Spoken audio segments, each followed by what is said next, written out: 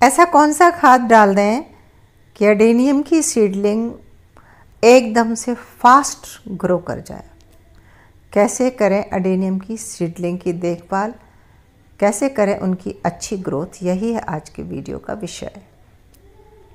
नमस्कार मित्रों, मैं ममता वाजपेयी भोपाल से मेरी हरी भरी छत पर आपका स्वागत है। लीजिए, मैं फिर हाजिर हूँ नए वीडियो और नई जानकारी के साथ। आप देख रहे हैं इंडियन टेरेस गार्डनिंग आर्ट और देख रहे हैं हमारी सीडलिंग। मेरे पास हर साइज की सीडलिंग है।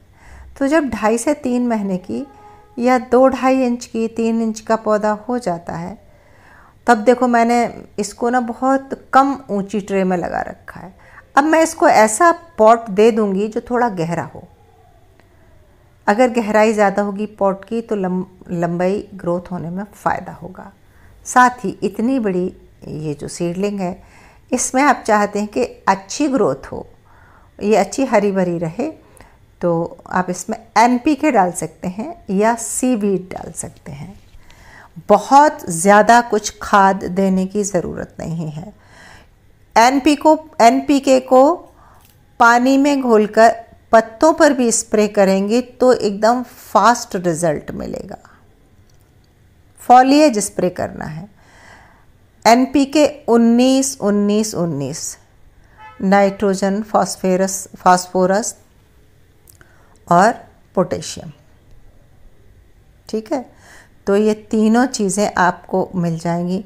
अच्छी ग्रोथ के लिए नाइट्रोजन बहुत ज़रूरी होती है, तो नाइट्रोजन रिच कोई भी खाद आप डाल सकते हैं, लेकिन हम एडेनियम में गोबर की खाद नहीं डालते, इसलिए वो भूल कर भी ना डालें।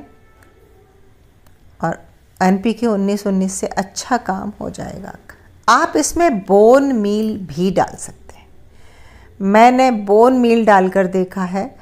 जब आप मिट्टी प्रिपेयर कर रहे हैं तब भी अच्छी बोन मील बनाएं, तब भी अच्छी बोन मील डालें। यानी कि मान लीजिए ये पौधे इतने बड़े बड़े हो गए और मैंने ये 4 इंच के पॉट में इन्हें शिफ्ट कर दिया है। एक पौधे को अलग अलग एक पॉट दे दिया है और अब जो मिट्टी बनाई है तो इसमें धान की भूसी डाली है जो पोरोसिटी क्रिएट करेगी, यानी कि बरसात का पानी आएगा और निकल जाएगा। और पोरोसिटी होने से एयर सर्कुलेशन भी अच्छा होगा।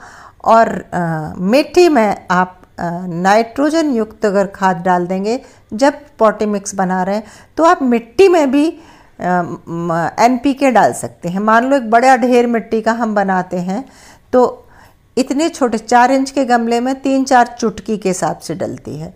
तो आप 2 मुट्ठी, 1 मुट्ठी, अगर बहुत बड़ा 1 बोरी का ढेर है तो आप 2 मुट्ठी NPK डाल दें। फिर उस मिट्टी में इसको रीपॉट करेंगे और बोन मील भी मिलाएं मिट्टी में। फंगस एंटी फंगल साफ तो मिलाना ही मिलाना है आपको, तो वो भी मिलाएं।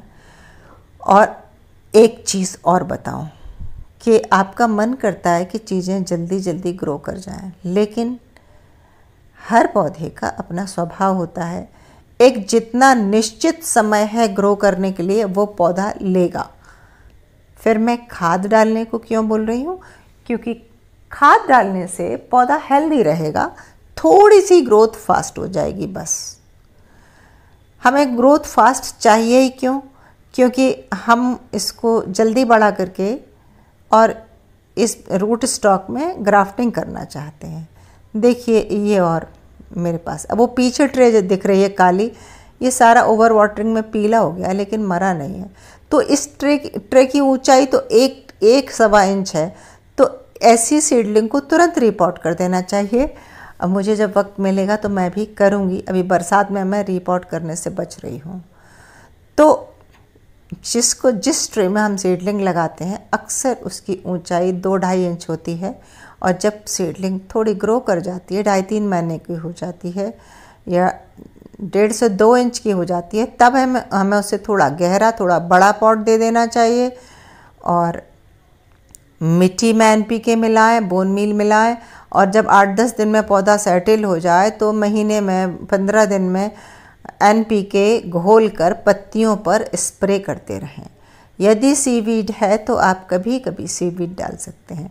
एक चीज़ और ध्यान रखें, ये देखिए ये पॉट गहरा है, मटका टूटा हुआ, तो कितने हेल्दी पौधे हो गए।